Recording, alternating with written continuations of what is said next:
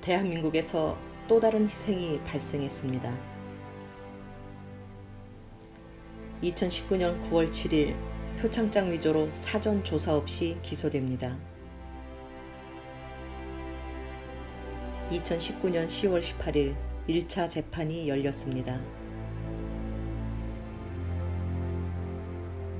2019년 10월 23일 추가 기소로 구속영장 실질 심사가 열렸습니다. 다음 날 2019년 10월 24일 구속영장이 발부되었습니다. 2019년 11월 1일은 검사의 구속기간 만료일이었습니다.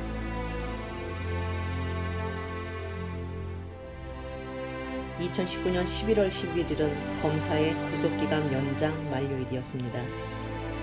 이날 검사는 추가로 공소장을 제출합니다. 2019년 11월 15일 2회 재판이 열렸습니다. 2019년 12월 10일 3회 재판이 열렸습니다. 2019년 12월 19일 4회 재판이 열렸습니다. 2020년 1월 22일 5회 재판이 열렸습니다. 2020년 3월 18일 6회 재판이 열렸습니다. 2020년 3월 25일 7회 재판이 열렸습니다. 2020년 4월 8일 9회 재판이 열렸습니다. 표창장으로 시작하여 검사가 기소한 죄명은 1. 사문서 위조 2. 업무방해 3. 유괴 공무집행 방해 4. 허위 작성 공문서 행사죄 5. 자본시장법 위반 6. 범죄수익은닉법 위반 7. 증거은닉교사 혐의 등이라고 합니다.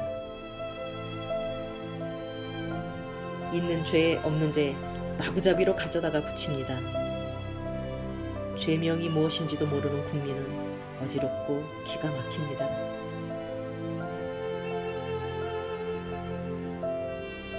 우리 국민들이 보시면 죄가 많은 것처럼 보입니다. 아니, 죄가 많다고 인정합니다. 어느 누가 진심을 알아줄지 정경심 교수님 재판 과정을 보면서 저의 과거 재판 과정이 떠오릅니다. MB정부 시절인 2012년 8월 31일 사문서 위조 증거도 없이 아무런 소환 통보도 없이 서울 강남에서 인천으로 허위 신청된 체포영장으로 체포당하였습니다. 체포 당시 변호인과의 연락을 방해받았고 변호인 조력권도 침해받았습니다. 2012년 9월 1일 구속영장 실질 심사가 열렸습니다. 검사가 사문서 위조 증거를 제시하지 못하였음에도 사전에 조작된 영장을 영장 판사가 아닌 당직 판사가 발부하였습니다. 2012년 9월 18일까지가 검사의 구속기간 연장 만료일이었습니다. 그러나 검사는 구속기간 만료일 이후에 공소를 제기하여 피의자를 석방했어야 함에도 모른 척 지나갔습니다.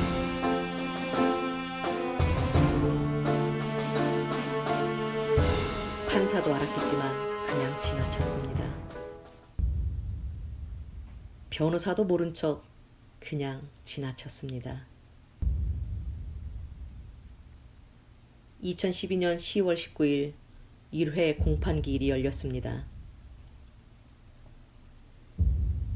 2012년 11월 6일 재판이 시작되었음에도 불구하고 검사는 또다시 기소를 합니다. 그 후로 2012년 11월 19일 2회 재판, 12월 19일 3회 재판, 그리고 해를 넘겨 2013년 1월 19일 4회 재판을 거쳐 2월 19일 선고받았습니다.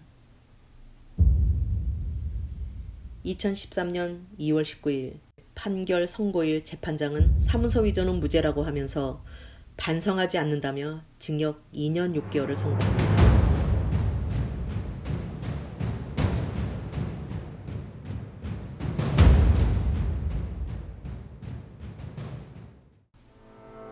(5개월) 동안 가둬놓고 재판한 결과입니다. 여기까지 교수님과 비슷한 5개월 재판 시간입니다. 검사가 추가로 공소를 제기하지 않는다면, 또한 판사가 구속영장을 발부하지 않는다면 형사소송법에 따른 1심 구속기간 만료로 석방되어야 합니다.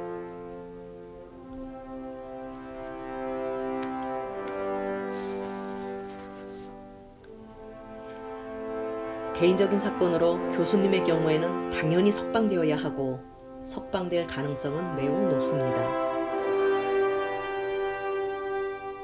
양심 있는 판사라면 석방할 것입니다. 그러나 법의 잣대가 아닌 대한민국 법은 판사 마음대로 하는 법이라서 가늠할 수가 없습니다. 사법개혁이 필요한 이유입니다. 저는 항소심으로 넘어갔습니다. 검사가 사문서 위조가 무죄가 되자 또 다른 사문서 위조를 추가로 기소하였습니다.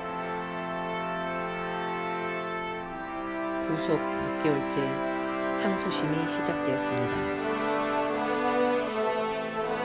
이번에는 또 추가로 조세 포탈죄로 기소합니다. 항소심 과정 중 추가 기소로 1심 재판을 2번 또 받습니다. 2013년 9월 19일 항소심은 구속기간 만기일에 석방했어야 하나 판사가 일주일짜리 구속영장을 또 발부하여 석방시키지 않습니다. 2013년 9월 27일 항소심 선고 때 구치소에서 1년 동안 재판받으면서 1심과 같이 징역 2년 6개월을 선고합니다. 결국 교도소에서 7개월을 보낸 뒤 가석방되어 출소하였으나 멀쩡한 사업체를 검사가 전부 쑥대밭을 만들어 놓았습니다. 저는 갇혀있는 상태에서 아무것도 할 수가 없었습니다. 변호사를 선임하였지만 전부 그들과 한통속인 줄 전혀 몰랐습니다. 검사, 판사, 변호사, 이들은 결코 국민 편이 아니구나. 한 국민이 또다시 희생당하는 재판을 보면서 많은 생각을 하였습니다. 이제 모든 것을 잃었습니다. 아직도 알려지지 않은 억울한 희생자들이 수두룩할 것입니다. 저는 이제 모든 것을 비웠습니다. 다시는 저와 같은 희생자들이 더 이상 발생하지 않았으면 좋겠습니다. 이러한 사실을 윤석열 검찰총장과 검사들에게 제보하였지만 역시 모른 채로 일관하고 있습니다. 불법을 저지른 해당 부부장 검사를 고소하자 대검찰청에서는 오히려 그를 미국으로 해외 연수 보냈습니다. 이제 평범한 시민이 해야 할 일이 생겼습니다. 법을 집행하는 검찰의 이중잣대는 우리 국민 누구에게나 적용될 수 있기 때문에 끝까지 살아서 개선토록 하겠습니다. 이제 대한민국 검찰 수사의 부당성을 지적합니다. 우선 정치적인 목표를 정해 사문서 위조죄로 체포 또는 기소합니다. 공소 제기 전 피의 사실을 언론에 유포하여 망신주기 대공개를 합니다. 형사소송법상 무죄 추정의 원칙과 불구속 수사 원칙에도 불구하고 온갖 수단과 방법을 동원하여 구속, 기소합니다. 판사는 여론 눈치를 보고 구속을 결정합니다. 심지어 검사는 영장 담당 판사가 아닌 야간 당직 판사를 활용하기도 합니다.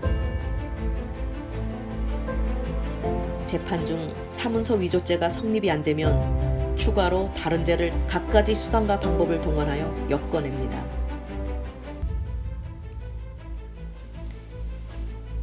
구치소에 가두어둔 상황에서 매일 조사와 친인척 등 주변 사람들을 협박, 압박합니다. 재판이 시작되면 사문서 위조죄로 시작해서 죄명이 눈덩이처럼 불어납니다. 죄에 없는 죄 모두 기소합니다. 순진한 국민은 죄책감에 시달립니다.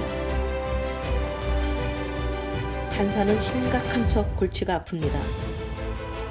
검사의 언론 플레이에 여론을 의식합니다. 과연 우리 국민이 얼마나 버틸 수 있을까요?